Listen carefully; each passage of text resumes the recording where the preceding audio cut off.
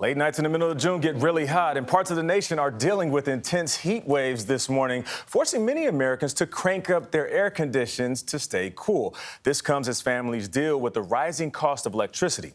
Nationwide, the federal government says electricity prices rose nearly 14% from last June to June this year, the largest annual increase in 16 years. Consumer Reports' Tanya Christian joins us right now with her tips on how to help keep those power bills down. How you doing? Good morning. I'm well. How are you? Thank you for joining us. Now, one of the biggest things that can drive up those monthly expenses is that AC bill. Yeah. Definitely. Okay, so what can we do to help? Yeah, that accounts for nearly 50%. Wow. The heating and the cooling. So what we like to say is, why don't you invest in a programmable thermostat? What's nice about these is you can program it weekdays, weekends. If you're someone who's home, on the weekends, but you're away during the week, program it so that it's not kicking in while you're not home. 7 to 10 degrees can save you 10%. Dialing it back 7 to 10 degrees. Wow. Yes. What's the temperature that you think you get the most bang for your buck? So anything over 72 in the winter and then 77 in the summer.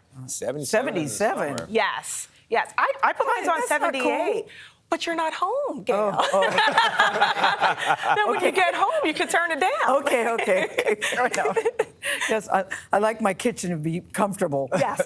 But you also say that when you have your devices, even if you're not using them, they're still using energy. So you're saying you should unplug them? I don't think people really know that. No, I didn't. Absolutely. I didn't know So that. even when it's in idle mode, think about your phone charger, your laptop charger, your kitchen appliances. They're all taking up energy even though they're not being used. So you have to go around the house unplugging everything and then plugging it back in. Do you do that, Tanya? I actually do that. You do? Especially in my guest room, right?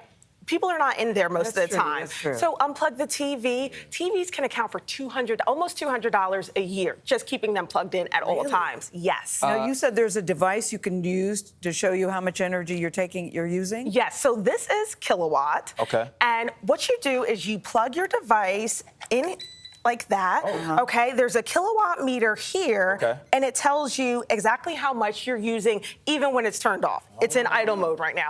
It might not seem like a lot now, but think about it cumulatively. If you have a toaster, an air fryer, a toaster oven at all times, for the year you can save over $400 if you just plug those Vampire things energy, out. they call it. That's Yes, what it's picking up. that is what it's called. Okay, so when you're sweating through your shirt and you got a big old pile of laundry to do, what can you do to save money on that front?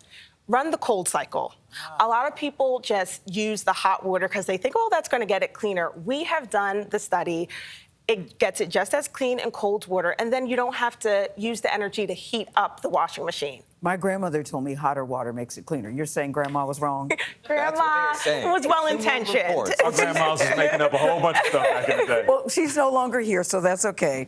And you also say that we should buy appliances that are energy efficient. Yes, Consumer And Report. they're so designated, aren't they? Yes, on CR.org you can see dishwashers, washers. If you are in the market, make sure you get one that is green choice designated, because over the long run, we're talking about from creation to the grave, we have studied them. They're more environmentally friendly and more energy efficient. Okay, so what about LED light bulbs? Is it really worth going out there and making the switch? Well, it is. If you have a regular light bulb, these LED light bulbs are super inexpensive. And over time, let's say $7 a year, you'll get that money back. However, they last so much longer. So you won't have to be replacing them.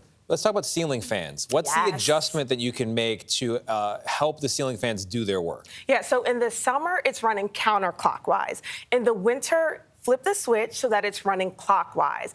And that way, that's going to bring the warm air down, and that cool air that's rising, it'll get filtered out. I think a lot of didn't people know think ceiling fans could go in other directions. Yes, hit the reverse button. There's a reverse. You lost me at counterclockwise. Tanya, where is the reverse? Honest to God, I did not know that. I thought that you turned it on, it just goes one way. Yeah, no, if you have a newer ceiling fan, it probably has a remote, and you really just click the button. There you go. Other ones, you go to the top, and you click it up at the top. Tanya, thank you so much. We appreciate you. We'll be right back. Thank you. I love Consumer Reports, honestly. Yeah, I love to do that.